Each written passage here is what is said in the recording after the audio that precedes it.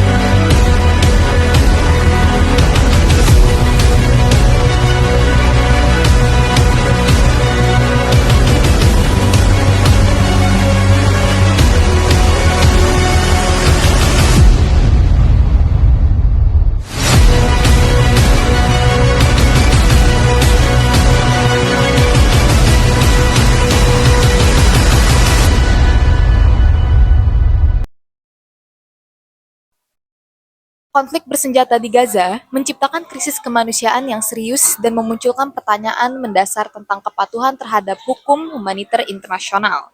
Aturan ini dirancang untuk membatasi penderitaan dan melindungi mereka yang tidak terlibat dalam pertempuran, terutama warga sipil. Dalam konteks Gaza, sejumlah laporan menunjukkan adanya pelanggaran terhadap prinsip-prinsip utama yang menjadi dasar hukum perang modern. Konvensi Jenewa 4 1949 menegaskan perlindungan terhadap orang sipil dalam perang. Banyak insiden di Gaza mengarah pada dugaan pelanggaran serius terhadap ketentuan ini, mulai dari serangan terhadap area padat penduduk hingga jatuhnya korban sipil dalam jumlah besar. Prinsip pembedaan dan prinsip kehati-hatian menjadi acuan penting yang tampak tidak sepenuhnya dihormati di lapangan. Hukum humaniter internasional mewajibkan pihak yang bertikai untuk membedakan dengan jelas antara sasaran militer dan objek sipil.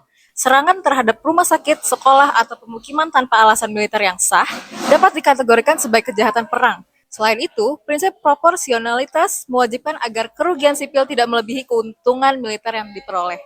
Banyaknya korban anak dan perempuan mengindikasikan potensi pelanggaran prinsip-prinsip ini. Pasal 33 Konvensi Jenewa 4 melarang hukuman kolektif dalam bentuk apapun. Kebijakan seperti blokade total yang memutuskan akses makanan, air, listrik, atau layanan medis bagi seluruh populasi sipil masuk dalam kategori tindakan terlarang. Hukuman kolektif tidak hanya melanggar hak dasar, tetapi juga merusak martabat manusia yang seharusnya dilindungi dalam situasi perang. Pelanggaran berat seperti pembunuhan disengaja atau penghancuran properti tanpa kebutuhan militer termasuk dalam kategori kejahatan perang.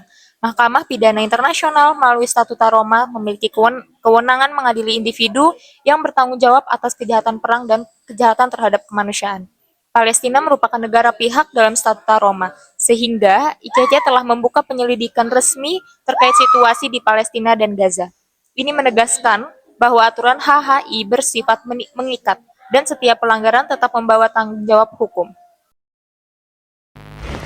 Jika hukum humaniter internasional menetapkan batasan legal dalam perang, maka kajian Islam menghadirkan dimensi etika melalui Maqasid al-Syariah. Islam menegaskan bahwa konflik bersenjata tidak membebaskan umat dari kewajiban moral untuk menjaga kemanusiaan. Tujuan fundamental syariat adalah menghadirkan maslahat dan menolak mafsadat yang dirangkum dalam 5 perlindungan, yaitu agama, jiwa, akal, keturunan, dan harta. Pelanggaran pertama yang terlihat jelas adalah terhadap hak al-hayah, yaitu hak hidup yang berada pada posisi tertinggi dalam hifz al-nafs.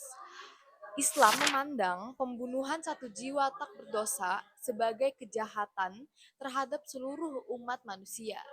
serangan yang menargetkan atau menyebabkan korban sipil, terutama anak-anak dan perempuan, adalah pelanggaran langsung terhadap prinsip perlindungan jiwa ini, yaitu pada surah Al-Maidah ayat 32.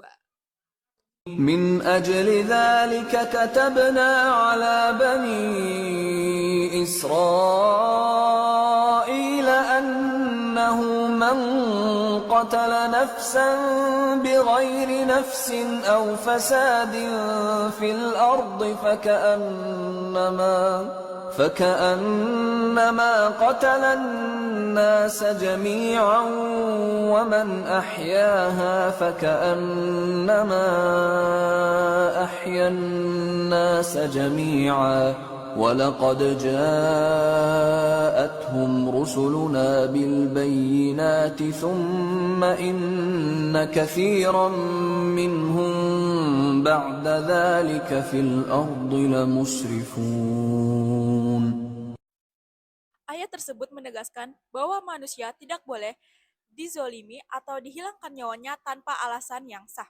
Prinsip ini sejalan dengan kewajiban melindungi warga sipil dalam perang. Serangan yang menghancurkan rumah, sekolah, rumah sakit, serta menimbulkan ribuan korban sipil di Gaza menunjukkan bahwa prinsip hak al-hayah sedang dilanggar secara serius. Selain hak hidup, Islam juga menekankan hak al-din, yaitu hak untuk beragama. Para ulama sejak masa awal Islam menetapkan larangan menyerang non-kombatan. Pendeta, rahib, perempuan, anak-anak, manula, dan petani. Tempat ibadah seperti masjid, gereja, dan sinagoga juga harus dilindungi. Penghancuran tempat-tempat suci dalam konflik Gaza merupakan pelanggaran langsung terhadap prinsip perlindungan agama dalam maqasid al-syariah. الذين أخرجوا من ديارهم بغير حق إلا أن يقولوا ربنا الله ولولا دفع الله الناس بعضهم ببعض لهدمت صوامع وبيع وصلوات ومساجد يذكر فيها اسم الله كثيرا ولينصرن الله من ينصره إن الله لقوي عزيز ولينصرن الله من ينصره إن الله لقوي عزيز. Ayat tersebut menunjukkan bahwa menjaga tempat ibadah adalah bagian dari tujuan dasar syariat. Perusakan terhadap masjid, gereja, sinagoga, dan ruang ibadah lainnya berarti merusak prinsip hak al-din. Jika digabung dengan pelanggaran atas hak hidup, maka kondisi Gaza hari ini mencerminkan pelanggaran menyeluruh terhadap maqasid al-syariah yang bertujuan menghadirkan keadilan, keselamatan, dan martabat manusia. Oke, baik, selamat pagi Bapak. Terima kasih telah berkenan memberikan waktu untuk wawancara dalam rangka penyelesaian tugas yang sedang kami lakukan. Sebelum saya melanjutkan pada pertanyaan utama, izinkan saya terlebih dahulu untuk menanyakan nama lengkap Bapak. Oke, nama lengkap Bapak, Taufik Kurahman, Bapak selaku dosen di Fakultas Hukum Universitas Samulawpura. Bapak ekspertisnya di bagian hukum acara, terutama di hukum acara perdata dan juga hukum administrasi negara. Oh iya. Pertanyaan pertama itu bagaimana Bapak melihat kondisi warga sipil di Gaza dari perspektif hukum humaniter internasional? Baik, yang Bapak ketahui ya, warga sipil di sana seharusnya dapatkan perlindungan ya secara hukum internasional, sebagaimana hukum internasional itu kan berkaitan dengan perang di sini ya, yang terjadi di Gaza ini, sebagaimana warga sipil itu seharusnya mendapatkan perlindungan dari kondisi perang yang terjadi antara Israel dan juga Hamas sebenarnya, bukan terhadap masyarakat Palestina ya, tapi terhadap Hamas atau organisasi yang terdapat di Palestina seperti itu. Sedangkan Palestina sendiri itu masih belum memiliki kedaulatan sebagai negara yang berdiri sendiri, tapi dia masih wilayah hukumnya, masih wilayah Palestina seperti itu ya. Tapi pada kemarin itu ya ada putusan dari PBB ya, bahwa untuk Palestina sendiri itu sudah menjadi negara yang berdaulat atas keputusan banyak negara yang mengakui wilayah Palestina untuk menjadi sebuah negara. Nah, kemudian berkaitan dengan warga sipilnya juga seharusnya itu tidak boleh terdampak daripada perang yang terjadi antara Israel dan juga Hamas, yang mana warga sipil itu kalau misalkan dia berlindung di suatu tempat, janganlah Israel itu melakukan serangan terhadap wilayah-wilayah yang menjadi tempat untuk berlindungnya warga sipil sebetulnya. Dengan Israel melakukan serangan kepada wilayah yang harusnya menjadi tempat-tempat yang bebas dari perang, itu Israel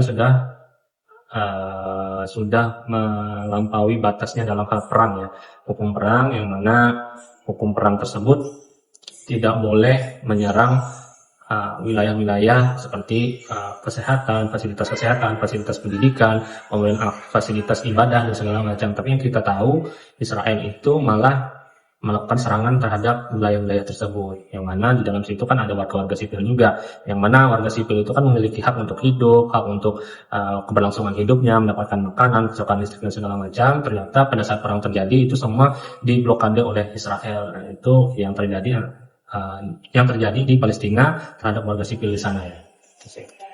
Tapi mengapa blokade bantuan kemanusiaan itu sering dianggap bertentangan dengan prinsip-prinsip hukum internasional? Itu tidak bertentangan sebenarnya. Dalam hal perang itu tidak boleh menyediakan hak-hak yang ada di setiap negara yang sedang berperang. Seharusnya dalam hal hukum humaniter, hukum peperangan internasional itu ya, itu hanya kepada sekutunya saja yang diserang, bukan terhadap fasilitas-fasilitas sipil seperti itu. Jadi blokade yang dilakukan oleh Israel itu sudah melanggar aturan perang juga sebenarnya. Sebagaimana perang itu yang Bapak bilang tadi hanya terjadi kepada kelompok yang berperang saja. Misalkan militer Israel dengan Hamas, hanya itu saja di mana lokasi Hamas berada, hanya di situ yang dilakukan peperangan. Sedangkan di wilayah-wilayah lain itu tidak masuk ke dalam wilayah perang dan harus menjadi wilayah yang aman dari peperangan dan terlindungi dari akibat-akibat perang seperti itu ya. Menurut Bapak, langkah apa yang paling mendesak untuk dilakukan lembaga internasional dalam merespon situasi di Gaza sekarang? Langkah mendesak yaitu menuntut Israel ya untuk menghentikan penyerangan-penyerangan terhadap wilayah-wilayah yang memang harus dilindungi ya, bebas dari peperangan ya. Nah, kemudian juga menghukum negara Israel dan juga individu dalam hal pengelola negara Israel untuk diberikan sanksi berat lah, karena melakukan pelanggaran HAM berat, dan tentunya sanksi HAM berat dijatuhkan kepada negara dan juga individu selaku pimpinan perang di Israel gitu. Ada lagi? Sudah Bapak. Oke. Terima kasih Bapak. Ya, sama-sama. Bagi saya, kasus Gaza adalah pengingat bahwa kemanusiaan tidak boleh dibatasi oleh wilayah atau identitas. Ketika ada masyarakat yang kehilangan hak hidup, keamanan, dan kebebasan, itu berarti nilai keadilan sedang dilanggar. Keadilan di Gaza bukan hanya isu politik, tetapi persoalan hak asasi manusia yang seharusnya dijunjung oleh semua pihak. Pesan moral dari saya, menegakkan keadilan untuk Gaza adalah menegakkan kemanusiaan untuk seluruh dunia. Yang artinya membela hak-hak manusia di Gaza berarti menjaga nilai kemanusiaan universal yang melindungi semua orang. Ketika keadilan ditegakkan di satu tempat, maka kemanusiaan dunia juga ikut terjaga. Dalam pandangan saya sebagai mahasiswa hukum, kasus Gaza itu menunjukkan bahwa kemanusiaan menuntut perlindungan terhadap hak hidup, martabat setiap warga sipil. Dari sisi keadilan, situasi ini menegaskan pentingnya penegakan hukum humaniter internasional dan akuntabilitas atas setiap pelanggaran yang terjadi. Oleh karena itu, menegakkan keadilan untuk Gaza adalah menegakkan kemanusiaan untuk seluruh dunia. Karena keadilan di satu tempat mencerminkan komitmen global untuk menjaga nilai-nilai kemanusiaan secara menyeluruh. Sebagai mahasiswa hukum, saya melihat kasus Gaza sebagai contoh nyata bagaimana kemanusiaan dan keadilan harus ditempatkan di atas kepentingan politik. Penderitaan warga sipil di Gaza menunjukkan bahwa nilai kemanusiaan bersifat universal. Setiap individu berhak atas perlindungan, martabat, dan hidup yang aman. Ketika prinsip-prinsip hukum humaniter dilanggar, maka keadilan pun ikut terancam. Bagi saya, memperjuangkan keadilan bagi Gaza berarti menolak ketidakadilan dimanapun terjadi. Karena keadilan tidak boleh selektif. Ini adalah bentuk solidaritas yang menegaskan bahwa hak asasi manusia berlaku untuk semua.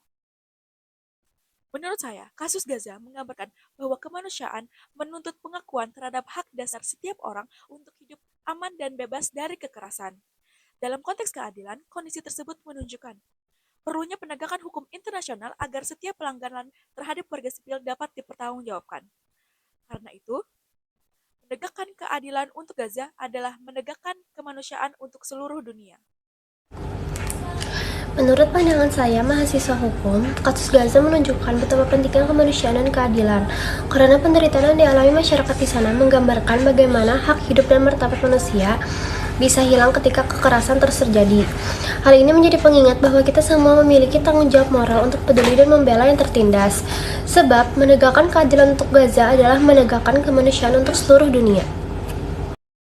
Bagi saya, kemanusiaan dalam kasus Gaza adalah panggilan fundamental untuk melindungi martabat setiap nyawa. Tanpa politik, ini adalah pengakuan bahwa setiap individu yang menderita, anak-anak, lansia, ataupun tenaga medis, adalah subjek hukum yang berhak dilindungi secara universal.